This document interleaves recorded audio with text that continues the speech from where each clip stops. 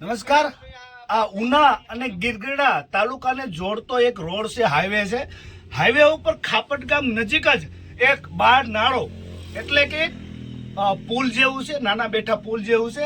ત્યાં હાલ ગ્રામ પંચાયત અને મનરેગા દ્વારા પંચાયતો દ્વારા હાલ અત્યારે અહીંયા અમૃત સરોવરના બોર્ડ પણ મારેલા છે. અમૃત સરોવર જેવું બનાવેલ છે ભાઈ.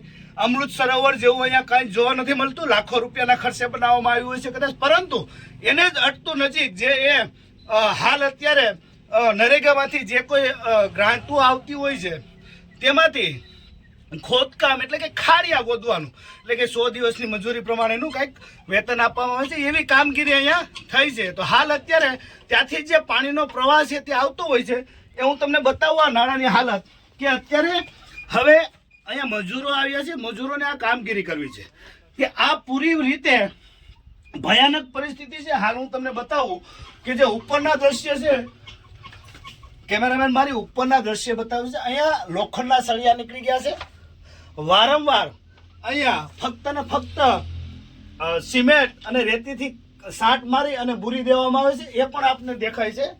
લોકોને લાગે છે કે આ જે સિમેન્ટથી અને રેતીથી જે સાટ મારી અને પ્લાસ્ટર કરી નાખ્યું છે અને સારી રીતે સુશોભિત કરી અને આ પુલ મેકી દેવામાં આવે છે વારંવાર. ક્યાંય દરેક રજૂઆતો બાદ હાલ અત્યારે હું તમને આ પુલની પરિસ્થિતિ બતાવું. આ છે આ પૂરી રીતે અંદરથી અને નીચેથી પાયા વિહોણું છે, પાયામાંથી જર્જરિત હાલતમાં છે.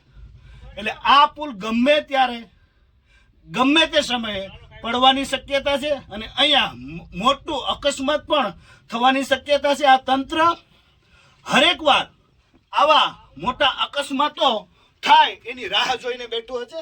હું તમને બતાવું કે આગલી વાર પણ આના પહેલા પણ એકવાર આ લોકોએ અહીંયા સિમેન્ટ કોન્ક્રીટ ભરી અને આ સાંધી દીધું હતું. એટલા માટે અહીંયા બધાને એવું લાગતું કે આ પુલનું કામ થઈ ગયું છે, પરંતુ લાખો રૂપિયાની ગ્રાન્ટો સરકાર આપે છે. હવે આ સળિયા હું તમને બતાવું. જ્યાં સળિયા અત્યારે ભાંગવાની હાલતમાં છે. જો આમની ઉપરથી કોઈ પણ એવું ઓવરલોડિંગ વાહન નીકળશે એટલે આ પુલ પડવાની શક્યતા, ગંભીરા બ્રિજ જેવી પરિસ્થિતિ અહીંયા ખાપટની અંદર થશે. એટલે મોટો મુદ્દો ઉદ્ભવશે. પરંતુ તંત્રને આ અકસ્માત થવાની રાહ જોઈ રહ્યું હોય એવું પણ લાગી રહ્યું છે. હું બીજા પણ અનેક આ જે નાળા વચ્ચેથી જે પાણીનો પ્રવાહ જવાનો છે એ જે દ્રશ્યો છે એ હું તમને બતાવીશ બીજી જગ્યાએ.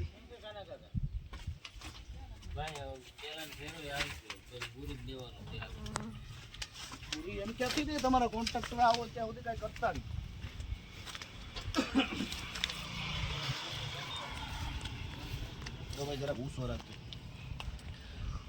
હવે જે બેઠા નાળાનો બીજો જે અંડરગ્રાઉન્ડનો જે પુલ છે જે હું તમને બતાવું છું કે અહીંયા પણ આ સળિયા નીકળી ગયા છે. આ જે હાલત છે આપ જોઈ રહ્યા છો, સળિયા પૂરેપૂરા જે હાવ સડી ગયેલા લાગે છે તમને કાચથી પૂરા. હવે આ જે સળિયા છે એ આજકાલમાં જો પાણી અને વરસાદ આવશે, ચોમાસાની સિઝન છે, પાણી આવશે એટલે આ સળિયા તૂટી જશે અને આ મોટી દુર્ઘટના સર્જાશે.